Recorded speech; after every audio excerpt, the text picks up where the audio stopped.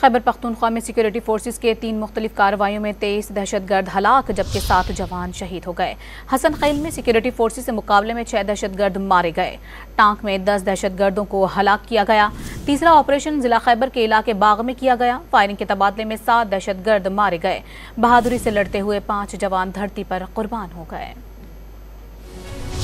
ملک سے امن دشمنوں کے قلع قمع کرنے کا عزم۔ خیبر پختونخوا میں سیکیورٹی فورسز نے 3 کارروائیوں میں 23 دہشت گردوں کو ہلاک کر دیا۔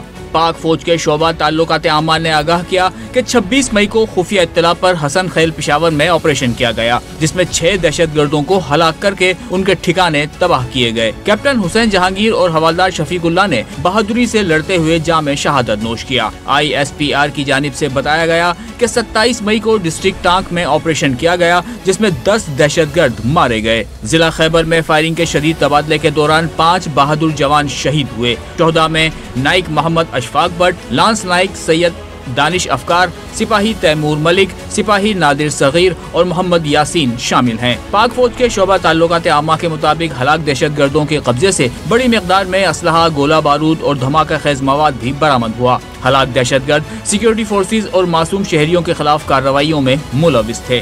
بریگیڈیئر ریٹائرڈ حارث نواز نے ڈان نیوز سے خصوصی گفتگو میں کامیاب آپریشنز پر سیکیورٹی فورسز کو سراہا اور مطالبہ کیا کہ افغان عبوری حکومت اپنی سرزمین کو پاکستان کے خلاف استعمال ہونے سے روکے۔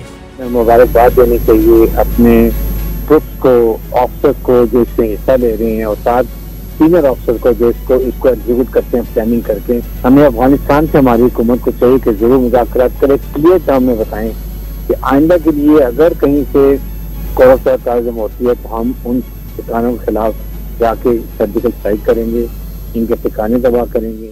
پشاور کے علاقے حسن خیل میں شہید ہونے والے کیپٹن حسین جہانگیر اور حوالدار شفیق اللہ کو ان کے آبائی علاقوں رحیم یار خان اور کرک میں مکمل فوجی اعزاز کے ساتھ سپرد خاک کر دیا گیا۔ نماز جنازہ میں سینئر حاضر سروس فوجی افسران، شہداء کے لواحقین اور اہل علاقہ کی بڑی تعداد شریک ہوئی۔